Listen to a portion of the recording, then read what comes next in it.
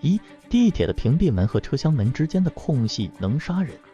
车门即将关闭时，宁可等一等，不要抢着冲门。如果不巧正好关闭时被夹在屏蔽门和车厢门之间的空隙，一定要大力拍打车窗车门，让车厢内的乘客帮你拉下紧急停车闸。如果列车员没有注意到有人嵌在里面，一旦启动列车，你就会被行驶起来的车身碾成全身骨碎。这个事故在北京和上海的地铁都已经发生过，只有等地铁开出站之后，全身没有一块完整骨头的你才有机会掉落到轨道上。二、咱们继续说地铁。候车时不要站过黄线，这是常识，但同时你也需要对周遭的人保持警觉。纸牌屋第2季大家都看过了，我想说的是，即便你没有想加害你的仇人，也防不了莫名其妙冒出来的精神病人在地铁进站时突然把你推下地铁。美国地铁发生过，我个人一般会站到即便被推倒也不至于逼近轨道的安全距离外。 PS 根据挚友补充，在地铁候车时最好站在站台的车头位置，而不是站台的车尾位置。列车刚进站时速度很快，如果在车尾位置跌进轨道，列车员根本来不及刹车，而如果在车头位置跌进，因为列车已经减速，列车员有更多的时间来反应制动。3、远离煤气罐和液化气罐，尽量不要在露天街头大排档坐在这类东西边上，尽管很常见。2011年西安南郊小吃店爆炸，一个小小的肉夹馍店面门前的公交车站被完全摧毁，爆炸的气浪将一辆汽车掀起10多米高，死了10个人。这样的死法实在是太莫名了。在条件允许的情形下，不要去这种器官裸露、没有安全意识的小餐厅就餐。几年前的厦门小吃店爆炸也是如此，液化气罐失火爆炸，死了4个人。远离土方车和水泥罐车，因为运输业成本的压力，许多经营者只能多载快跑。一些施工单位会使用无证无资质车辆与司机，以减少物流成本。这些车辆的司机驾驶风格也相当野蛮。2010年还是2011年的时候，我记得上海这类事故频发，水泥搅拌车和土方车在短短9天之内压死8个人，引发市民震怒，直接导致上海所有4100余辆土方车全部被要求强制安装转弯视频探头。总之，无论你开车还是在骑车走路，避远一些这些重型车辆没有错的。行人和非机动车要注意这个死角。根据普通交警的提示，大型车由于车身过高，右转弯时本身就存在视野盲区，对于贴靠车辆右侧过近的行人和非机动车无法看清。右转弯时前后车轮的轨迹不重合，车身越长方向打得越多，内轮差越大。即便在前轮已经正常通过的前提下，后轮仍可能将右侧同向行驶的非机动车和路人碾压进车身后部，造成可怕后果，俗称包饺的事故。行人非机动车在等红灯时，离搅拌车、土方车2米开外，相对安全。但如果遇到超长的急卡，2米的距离还远远不够，而要靠后一点。5、即便是坐在小汽车后排，也要系上安全带。在急刹车或撞车时，车内所有人迅速向前倾，后排乘客如果没有系上安全带，猝不及防会直接撞上前排座椅，甚至直接冲破前挡风玻璃甩出车外。更为糟糕的是，现在许多地方的出租车在前排座椅的后部安装了液晶显示屏，用以播放广告。这些显示器的边缘坚硬锐利，一旦急刹或撞车，后排没系安全带的话，会直接用面部撞碎整块显示屏。09年上海就有因为这东西在车祸时致人死亡的报道，还有女生因为撞上广告屏被碎片划开了20厘米长的伤口，不得不接受数次面部整容手术。尤为恶劣的是，在发生撞击时，这个显示屏的边角缘正好可以对上眼球的位置，成倍放大了危害。我对这个显示器真是一腔愤怒，强迫人收看广告，还容易导致晕车。分众传媒祸害完了全国2、3流写字楼的电梯间，为了榨干那么一丁点眼球注意力，将众多出租车乘客的安全置于这样的危险境地，真是个垃圾透顶的企业。6、高空坠物。5.45毫米小口径步枪子弹向目标传递能量大约为228焦耳，一个花盆从10楼掉下释放的能量可以轻松突破300焦耳。当行走在一些楼龄比较老的区域，要尽可能避免走在墙根下，因为空调室外机外飘窗防盗网等设施很可能早已老化，理论上超过10年就要全面检修加固，现实很难做到。如果遇到台风天气，更是要尽可能躲在家里。现在因为这类高空坠物造成的伤亡非常普遍。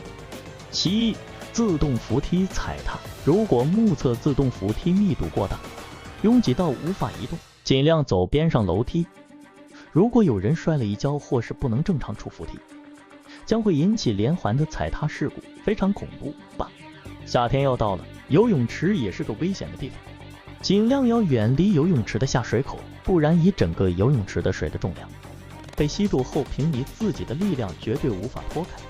前不久，澳门四季酒店的一个按摩浴池就发生了这样的事情，溺死了一个深圳的富商。话说这还是最顶级酒店啊，而且按摩池的水量那么小，几个人一起拉都无济于事。要是发生在大型泳池内，你想想你的生存几率能有多少？9，再来看办公椅，看一下你屁股下面的椅子是不是这个式样的，是的话立刻换掉。这种气压升降椅容易出现爆裂，曾经出现过许多事故是在调节升降时发生的，